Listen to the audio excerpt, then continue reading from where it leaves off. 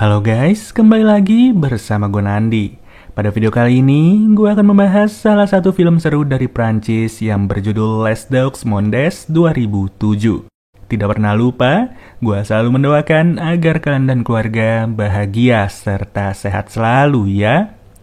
Scene dibuka dengan Remy yang merupakan seorang pedagang lukisan cat minyak di negara Perancis. Ia menjalani kehidupan normal dengan istrinya Lucille dan juga 2 orang anak. Suatu hari saat bermain dengan anak-anaknya, Remy secara tiba-tiba malah tenggelam ke dalam kursi. Ia pun terbangun dengan cepat, tapi kejadian tersebut benar-benar membuatnya tak habis pikir. Anehnya, sejak hari itu, ia sering mengalami kejadian serupa. Seperti halnya tenggelam ke dalam sofa dan bahkan tenggelam di tempat tidurnya sendiri. Dan dikarenakan tidak ada penjelasan yang masuk akal, ia menganggap kalau itu semua hanyalah serangkaian imajinasi yang berada di kepalanya. Ketika sore hari, Remy sedang berada di studionya bersama anak-anak. Di sini, ia lupa menutup keran air yang mengakibatkan seluruh studionya kebanjiran. Kesalahan sederhana itu pun membuat ia kehilangan seluruh kekayaannya dan bahkan menghancurkan karirnya. Saat mencoba mengambil lukisan bagus yang tersisa, tiba-tiba saja ia kembali tenggelam ke dalam lantai. Tapi kali ini ia tak dapat menarik dirinya keluar serta berujung ia berpindah ke sebuah danau yang berada di dunia lain. Rupanya dunia ini juga memiliki matahari serupa layaknya bumi yang kita kenal. Namun tak disangka, secara tiba-tiba sekelompok anggota suku mulai memperhatikan kehadirannya dan berlari ke arahnya. Tapi beruntung, dalam seketika ia kembali diseret keluar oleh seorang teman. Yang tentu saja kali ini Remy tahu betul kalau apa yang dilihatnya barusan tadi bukanlah imajinasi belaka. Setelah itu, ia memberitahu Lucille tentang pengalamannya. Tapi Lucille malah mengabaikan sang suami seolah tak percaya sama sekali. Dan sangat disayangkan, ternyata pikiran Lucille tak lagi sibuk mengarah kepada suaminya, melainkan ia sedang jatuh cinta dengan bosnya yang bernama Dr. Gelar. Yang secara mengejutkan, Remy malah mengizinkan mereka berdua melakukan apa saja yang mereka suka dalam beberapa hari. Setelah itu, Remy pergi menghampiri keluarganya untuk mencari jawaban. Tapi Remy malah dicuekin lagi dan ia pun langsung pergi ke dapur seorang diri. Dan dari sini, ia kembali menghadapi kejadian aneh, di mana peliharaan dari keluarganya itu malah membeku di udara dalam keadaan melompat. Alhasil, Remy langsung memegangnya, tapi kucing itu telah berubah selayaknya mainan biasa. Nggak cukup sampai di situ, dunia di sekitarnya Remy juga telah berhenti secara mendadak. Bahkan lantai-lantai rumah tak lagi padat serta menenggelamkan Remy ke bawah sana. Ia berteriak minta tolong, tapi tak ada satu orang yang bisa membantunya.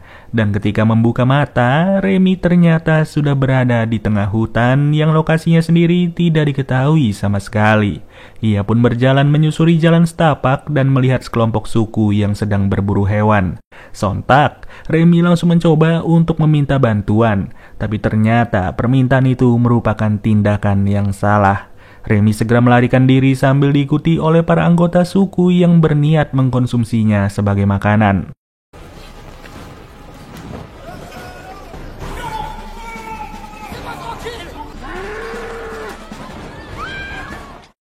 Namun tanpa ia sangka, ia kembali ditarik ke rumah keluarganya dan hal tersebut membuat seluruh dapur berantakan.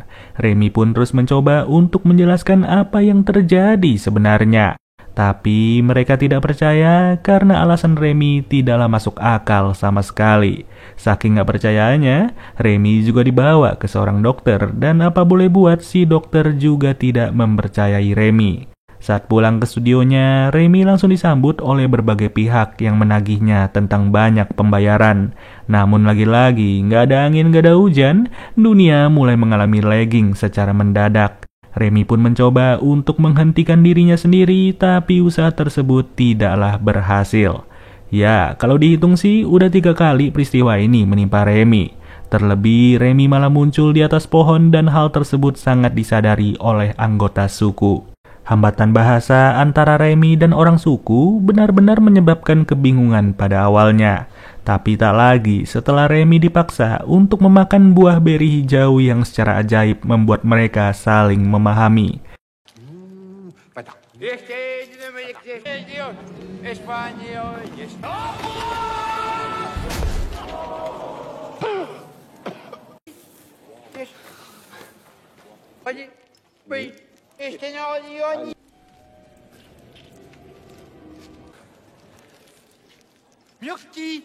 Dari sinilah pemimpin suku pun akhirnya mengungkapkan rahasia di balik kemunculan Remy ke dunia mereka, yang ternyata mereka sudah lama diganggu oleh raksasa pemakan daging bernama Zoten. Zoten merupakan raksasa yang bisa membunuh dan memakan siapa saja yang ia suka.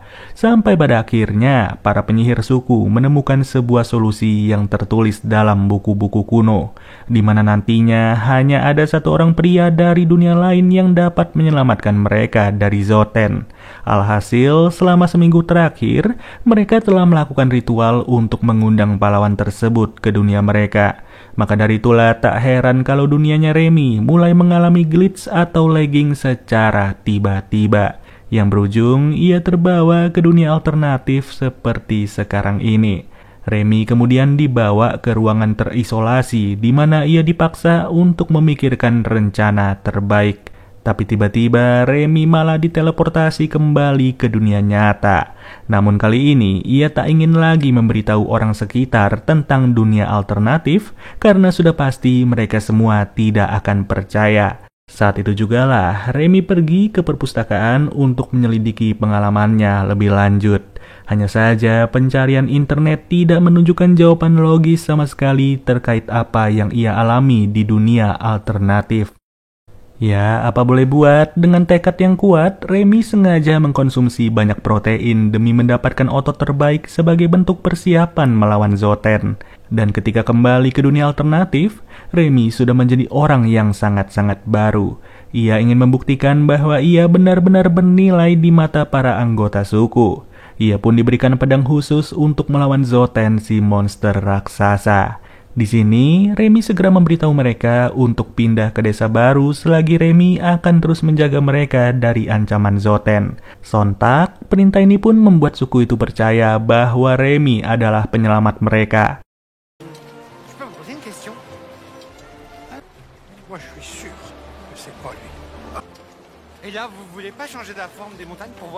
Setelah berjalan selama beberapa jam untuk mencari tempat baru, mereka menemukan dua orang anak buah dari Zoten. Duo ini memperingatkan Remy untuk kembali ke desa sesegera mungkin.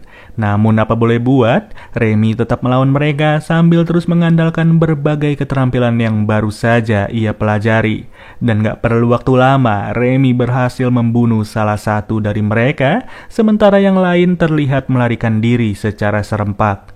Melihat tubuh yang tergeletak, para anggota suku berencana untuk memasak dan memakannya. Namun tindakan itu langsung dilarang oleh Remy serta membuat mereka semua tertunduk takut begitu saja.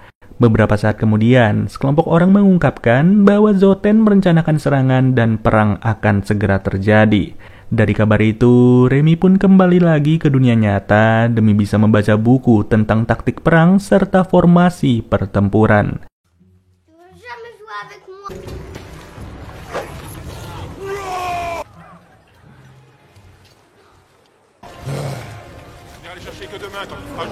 Les hauteurs sont en général plus salutaires aux troupes que les lieux bas et l'abondance et la fertilité. Ben voilà.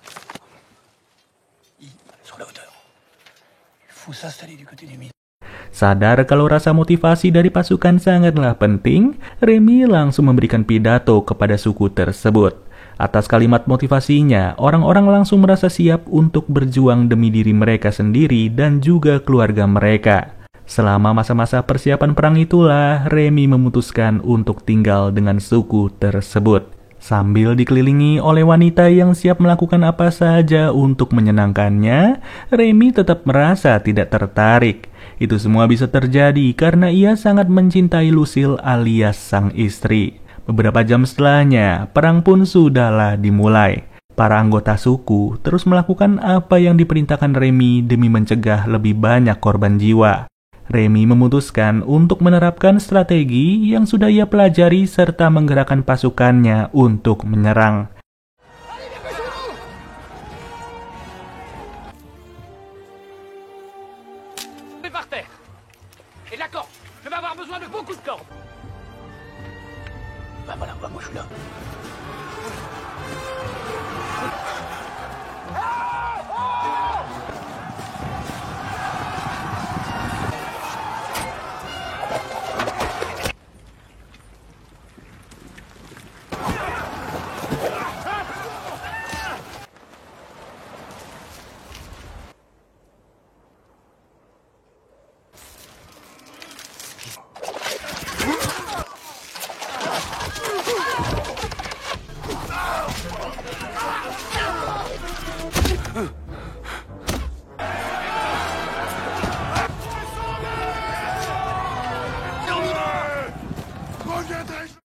Akibat taktik itu, sepertiga musuh langsung terbunuh dengan panah dan sisanya melemah lalu mundur karena ketakutan.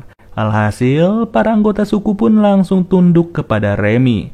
Remy sengaja diangkat menjadi kaisar alias pemimpin mereka semua tanpa adanya keraguan sedikit pun. Dan dengan menggunakan pengetahuan di dunia nyata, Remy membuat desa itu menjadi tempat yang lebih baik. Satu persatu perubahan mulai diterapkan hingga membuat desa tersebut berubah menjadi peradaban modern. Jelas saja, dampak ini membuat Remy sudah dihormati selayaknya dewa, dan ia diberi banyak selir untuk tinggal bersamanya.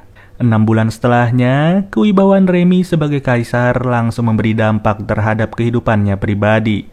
Hal ini membuat Dr. Gellar tak lagi menarik bagi Lucille sampai-sampai mereka harus bertengkar satu sama lain. Tapi sayangnya, semenjak keunggulan itulah, Remy pun turut berubah menjadi pria yang arogan.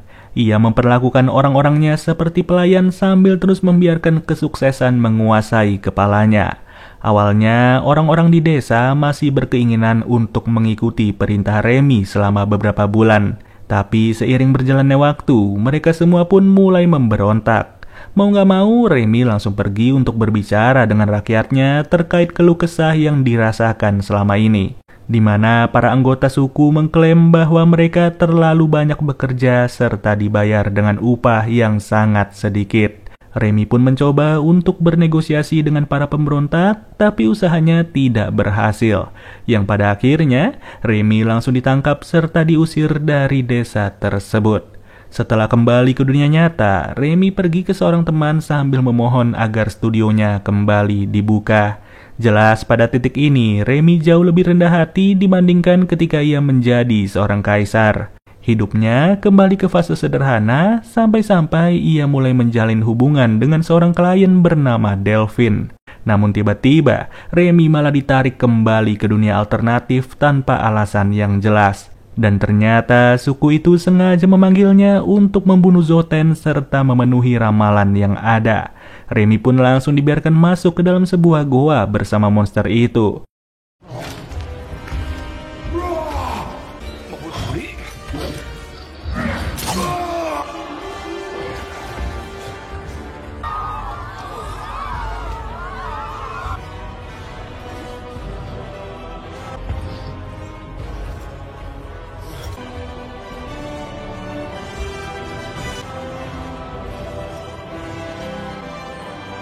C'est bien, c'est bien.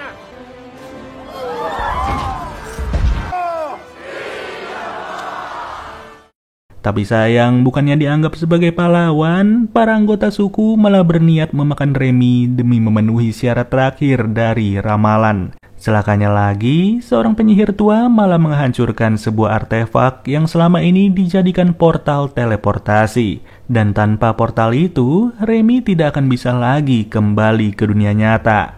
Beruntung, salah satu selirnya Remy sengaja mengambil artefak yang terbakar dan melemparkan artefak itu ke dalam sungai. Yang berujung, Remy pun berhasil teleportasi kembali kepada keluarganya. Pada momen tersebut, terlihat kalau Lucille bersama Delphine sedang bertemu satu sama lain. Dan setelah mengetahui bahwa Remy masih mempunyai seorang istri, Delphine pun memutuskan untuk menjauh sesegera mungkin. Sedangkan sebaliknya, Lucille semakin menyadari bahwa ia sangat mencintai Remy sebagai suaminya. Di akhir film, terlihat kalau orang-orang suku mulai membangun sebuah patung berwujud Remy, yang tentu saja itu semua ditujukan demi menghormati jasanya sebagai sang penyelamat bagi desa tersebut. Oke deh guys, mungkin segini aja pembahasan alur cerita dari film Les Deux Mondes. Sampai bertemu lagi di video berikutnya. Gua Nandi cabut dulu. Dadah.